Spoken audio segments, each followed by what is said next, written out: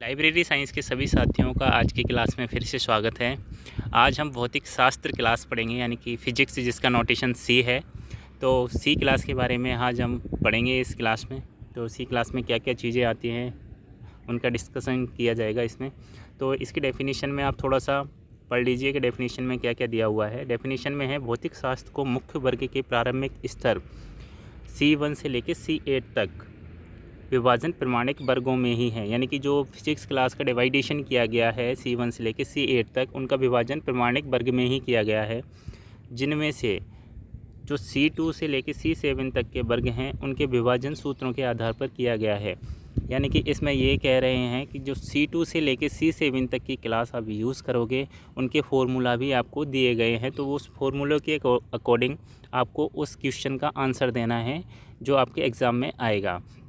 जैसे अगर कोई टर्म आपकी गैस से रिलेटेड आ गई, प्लाज्मा से रिलेटेड आ गई, तो उसको आप किस कैटेगरी में रखोगे फिजिक्स की में, यानी कि C1 से लेके जो C8 तक की जो कैटेगरी बनाई गई हैं, फिजिक्स की डिवाइडेशन किया गया है C1 से लेके C8 तक के, तो उसमें कौन सी कैटेगरी में आपका क्वेश्चन आ रहा है, कौन से वर्ग में आएगा, तो उसके अकॉर्डिंग आपको उसका आंसर देना है क्वेश्चन का। ठीक है, तो आपके डिवाइडेशन जो किया गया है उनको देख लेते हैं कि C1 से लेके C8 तक में कौन कौन सी चीज़ें आएंगी। तो देखिए एग्जाम्पल में दिया है, जैसे C2 जो क्लास है, C2 क्लास में आप उसका फॉर्मूला दिया है। C2 क्लास जब यूज़ करेंगे आप, तो C2 क्लास में क्या आएगा, P और P के बाद कॉमा लगेगा, यहाँ ये सेमीकोलन गलत लगा हुआ है। C2 जो क्लास है, C2 क्लास का फॉर्मूला होगा C2, फिर उसके बाद पर्सनैलिटी फैसेट, उसके बाद कॉमा लगेगा, फिर पर्सनैलिटी का सेकेंड लेवल ऐड करना है आपको, तो यहाँ कॉलन की जगह आप कॉमा लगा लीजिएगा। C3 जब क्लास यूज़ करेंगे आप, तो C3 क्लास का फॉर्मूला होगा पर्सनैलिटी फैसेट, पर्सनैलिटी के बाद आपको कॉलन लगाना है, कॉलन के बाद एनर्जी फैसेट ऐड करना है। उसके बाद C4 जब क्लास यूज़ करोगे, C4 क्लास बेसिकली हीट से रिलेटेड है, और हीट जब क्लास यूज़ करोगे आप C4 का, तो उसके साथ आपको एनर्जी फैसेट ऐड करना है। एनर्जी फैसेट में आपको कॉलन लगा के एनर्जी फैसेट जोड़ देना है C4 के साथ। और C5 जब क्लास यूज़ करोगे तो उसके साथ पर्सनैलिटी फैसेट आएगा, पर्सनैलिटी के बाद एनर्जी फैसेट लगाना है, एनर्जी के लिए मतलब कॉलन लगा के एनर्जी फैसेट ऐड करना है। ऐसे कि C6 में आपको पर्सनैलिटी, फिर उसके बाद एनर्जी फैसेट जोड़ना है। C7 जब क्लास यूज़ करेंगे तो उसमें पर्सनैलिटी और एनर्जी फैसेट दोनों आएगा। ठीक है, अब हम पढ़ते हैं कि C2 में कौन कौन सी क्लास आएंगी, C3 में कौन सी आएगी, C4 में कौन सी आएगी, C5, C6, C7 में कौन कौन सी टर्म आएंगी, जिससे आपको थोड़ा सा आइडिया लग जाए कि कौन सी क्लास से रिलेटेड है और कौन सा नोटेशन आपको इसमें यूज़ करना है। ठीक है, तो देखते हैं कौन कौन सी क्लासेस आप यूज़ करनी है। जैसे कि C2 जो क्लास है आपकी प्रॉपर्टी ऑफ मैटर, यानी कि मैटर से रिलेटेड, पदार्थ से रिलेटेड अगर टर्म आपको क्वेश्चन में मिलेगी तो आपको क्या यूज़ करना है, इसकी मेन क्लास आपको लेनी है C2। यानी कि जैसे गैस आ गया, प्लाज्मा आ गया, तो उनके लिए आपको फिजिक्स की C2 क्लास यूज़ करनी है। साउंड से रिलेटेड अगर कोई टर्म आपको मिलेगी क्वेश्चन है, जैसे अल्ट्रासाउंड हो गया, इंफ्रासाउंड हो गया, तो इसके लिए आपको C3 मेन क्लास यूज़ करनी है। हीट की टर्म आएगी आपको, तो हीट के लिए आपको C4 यूज़ करना है।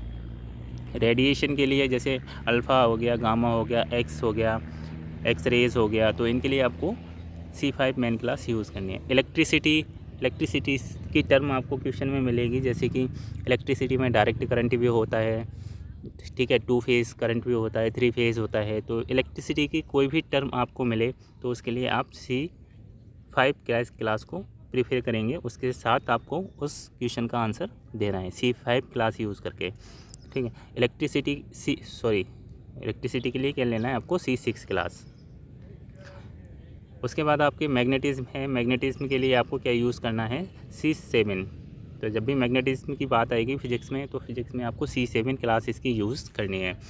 अब हम आपको बताते हैं कि जैसे क्वेश्चन आएगा तो क्वेश्चन में आप कैसे पहचानेंगे कि कौन सा जो क्वेश्चन दिया गया है आपको वो किस क्लास से रिलेटेड है। जैसे फिजिक्स का ही हो गया जिसमें C1 से लेकर C8 तक इसका डिवाइडेशन किया है, तो इसको जो क्वेश्चन है आपका किस क्लास से रिलेटेड है। तो देखो एक क्वेश्चन है वैक्यूम प्रेशर ऑफ गैसेस, तो जब भी गैसेस की बात आएगी तो गैसेस के लिए आपको क्या यूज़ करना पड़ेगा, इसकी मेन क्लास क्या लेनी पड़ेगी फिजिक्स के लिए। देखिए थोड़ा बहुत क्वेश्चन का आइडिया लगाना पड़ेगा आप लोगों को। अगर आप साइंस फैकल्टी से स्टूडेंट हो, साइंस फैकल्टी के स्टूडेंट हो, तो आपको थोड़ा सा बेसिक नॉलेज पता होगा। तो गैसेस के लिए हमने बताया था, गैसेस के लिए जब भी प्रॉपर्टी ऑफ मैटर की बात आएगी तो गैसेस आ रहा है इसमें। तो गैसेस में आपकी इसकी मेन क्लास क्या हो जाएगी, C2, तो इसकी मेन क्लास हो जाएगी। ठीक है, C2 के बाद वैक्यूम देखना है आपको, और वैक्यूम के बाद प्रेशर देखना है। तो ये जो तीनों टर्म हैं, आपको जब आपको आइडिया लग जाएगा कि इसकी क्लास मेन क्लास जो होगी वो C2 होगी, तो C2 में आपको C2 की क्लास पे जाना है। C2 में आपको फिर पर्सनैलिटी फेसेट जोड़ना है, फिर उसके बाद कॉमा लगा के P2 पक्ष ऐड करना है। तो जैसे देखिए क्वेश्चन में मैंने क्लास यहाँ ली हुई है, तो C2 है, C2 के साथ P पक्ष है, और P पक्ष के बाद कॉमा लगा के पर्सनैलिटी का सेकंड फेज़ आपको ऐड करना है। ठीक है, अब आपको क्या क्या चीज़ें देखनी थी, एक देखनी थी आपको गैस। तो गैसेस कहाँ मिल रहा है आपको, ये 8 पे गैसेस मिल रहा है, गैसेस मिल गया। गैसेस के बाद आपको एक टर्म और देखनी थी, एक टर्म दूसरी टर्म क्या थी, गैसेस के बाद वैक्यूम और प्रेशर देखना है। तो वैक्यूम मिल जाए, प्रेशर मिल जाए, कोई सी भी टर्म आपको मिल जाए, तो C2 में आप एक पक्ष में देख ही लिया आपने कि आपका गैस मिल गया 8 पे, जो आपका पर्सनैलिटी फेसेट का पार्ट है। अब नेक्स्ट देखना है आपको वैक्यूम और प्रेशर। तो वैक्यूम प्रेशर के लिए क्या दे रखा है, देखिए जैसे प्रेशर दे रखा है यहाँ पे 7, और 7 के बाद आपको 76 पे आपको दे रखा है वैक्यूम। तो यानी कि अगर आप इस क्वेश्चन का जब आंसर बनाएंगे तो कैसे बनाएंगे, तो C2 इसकी मेन क्लास हो गई, गैसेस मिला था आपको 8 पर, 8 यानी कि पर्सनैलिटी फेसेट में, और वैक्यूम प्रेशर पूरा मिल गया था 76 में। तो जब इसका आंसर देंगे आप, तो आंसर में क्या बनेगा, तो आंसर में आपका बनेगा C2, फिर उसके बाद 8 आ जाएगा, और वैक्यूम प्रेशर मिला था आपको, तो वैक्यूम प्रेशर कैसे मिल जाएगा आपको 76 पे। तो ये इसका आंसर बन जाएगा। ठीक है, इस तरह से आपको क्वेश्चन का आंसर देना है। जो टर्म जिस क्लास से रिलेटेड होगी उसी में उसका आंसर आपको ढूंढना है। नेक्स्ट हम क्वेश्चन एक और सॉल्व करते हैं, देखो उसमें क्या दिया हुआ है। तो हमारा नेक्स्ट क्वेश्चन है फ्रीक्वेंसी ऑफ अल्ट्रासाउंड, मतलब साउंड की बात हो रही है यहाँ पे। तो साउंड के लिए हमने प्रॉपर्टी में पढ़ा था पहले, जो C3 क्लास होती है, C3 क्लास किससे रिलेटेड है, साउंड से रिलेटेड है। साउंड में आपका इंफ्रासाउंड हो सकता है, कोई सा भी, मतलब किसी भी साउंड की बात की जाए तो आपको उसकी मेन क्लास लेनी है C3। तो C3 इसका मेन क्लास हो जाएगा C3।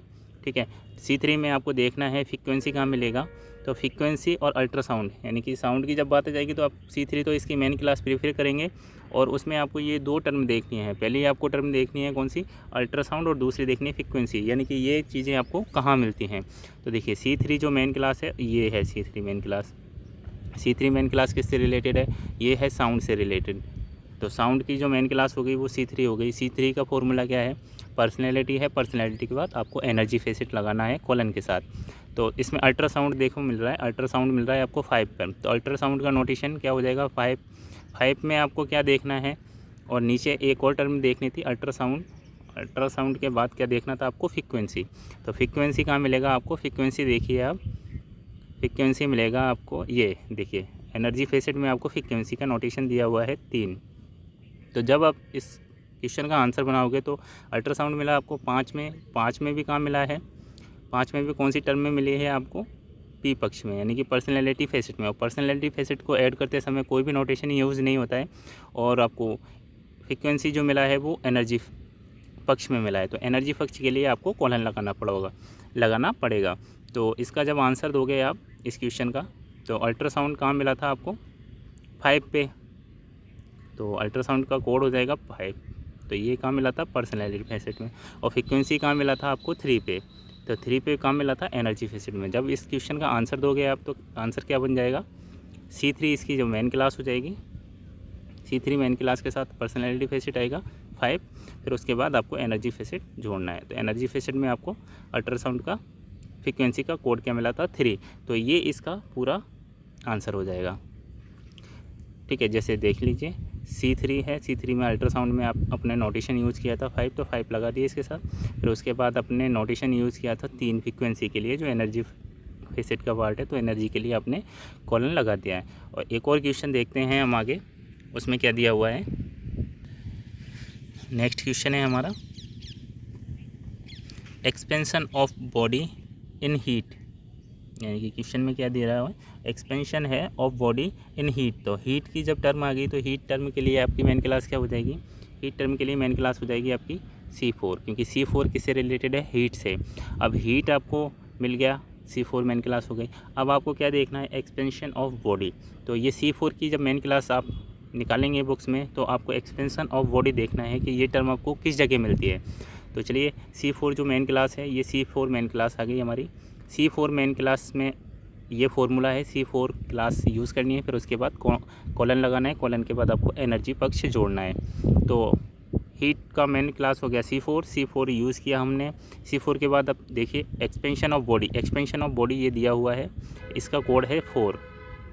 तो जब हम इसका आंसर बनाएंगे तो आंसर में हमने क्या बनाना है, C4 इसकी मेन क्लास हो गई। C4 के बाद एक्सपेंशन ऑफ बॉडी मिल गया आपको एनर्जी फेसेट में पूरा की पूरा, तो इसको लगा देंगे कॉलन के बाद आपको 4 लगाना है। तो ये इसका पूरा कंप्लीट आंसर बन जाएगा। ठीक है, इस तरह से एक और क्वेश्चन है, एक और क्वेश्चन में हम देख लेते हैं क्या दिया हुआ है, रिफ्रैक्शन ऑफ गामा रेज। तो जब रेज यानी कि किरणों की बात हो रही है, तो किरणों के लिए जब हम हमारी मेन क्लास यूज़ करेंगे तो कौन सी यूज़ करेंगे हम, तो कौन सी क्लास यूज़ करेंगे हम, जब किरणों की बात आएगी, मतलब कोई भी रेडिएशन, यानी कि ये टर्म किससे रिलेटेड है, बेसिकली ये रेडिएशन की टर्म है। तो रेडिएशन की जब टर्म आएगी तो हमें मेन क्लास लेनी है C5। ठीक है, जब हम C5 मेन क्लास इसमें यूज़ करेंगे तो हमें देखना है गामा रेज यानी कि गामा किरणों का क्या कोड दे रखा है और रिफ्रैक्शन का क्या कोड दिया हुआ है। तो ये 2 टर्म हमें C5 क्लास में देखनी होंगी। तो चलो C5 जब मेन क्लास यूज़ करेंगे हम, तो C5 क्लास हो गई रेडिएशन की, ये रेडिएशन की टर्म है पूरी। तो रेडिएशन के लिए C5 हमने यूज़ किया। अब आपको देखना है गामा कहाँ मिलेगा इसमें, तो ये गामा का कोड दिया हुआ है 4। ठीक है, 4 कोड दिया हुआ है गामा रेस के लिए। गामा मिल गया हमें 4 पे पर्सनैलिटी फेसेट में, ये पर्सनैलिटी फेसेट की टर्म है, तो ये 4 हमें पी पक्ष के साथ जोड़ना है। ठीक है, नेक्स्ट हमें हम क्या देखना है, रिफ्रैक्शन। तो रिफ्रैक्शन कहाँ मिल रहा है हमें, ये देखिए एनर्जी फेसेट में मिल रहा है हमें रिफ्रैक्शन यानी कि 23 पे हमें रिफ्रैक्शन मिला एनर्जी फेसेट में। तो जब कोड बनाएंगे हम इसका, तो क्या बनाएंगे, एक तो 23 आ जाएगा हमारा और दूसरा क्या आ जाएगा 4। तो जब इसका कंप्लीट आंसर हम करेंगे तो गामा रेस का क्या मिला था हमें कोड, 4 मिला था, तो 4 इसका आ जाएगा और रिफ्रैक्शन का आ जाएगा 23। देखिए एक बार और देख लेते हैं हम, गामा का क्या मिला था 4, ठीक है, और 23 हमें मिला था रिफ्रैक्शन का कोड। तो जब कंप्लीट करेंगे आंसर इसका हम, तो कंप्लीट आंसर में क्या बनेगा हमारा, C5 इसकी मेन क्लास हो जाएगी। C5 मेन क्लास के साथ हमें गामा रेज मिला था 4 में पर्सनैलिटी फेसेट में, और फिर कॉलन लगा के हमें क्या लिखना है 23। तो इस तरीके से ये इसका कंप्लीट आंसर बन जाएगा। तो दोस्तों आज की क्लास आपको अगर अच्छी लगी हो तो इसे शेयर करें अपने दोस्तों में, जिससे उन्हें भी ये क्लास पढ़ने को मिले। Thank you.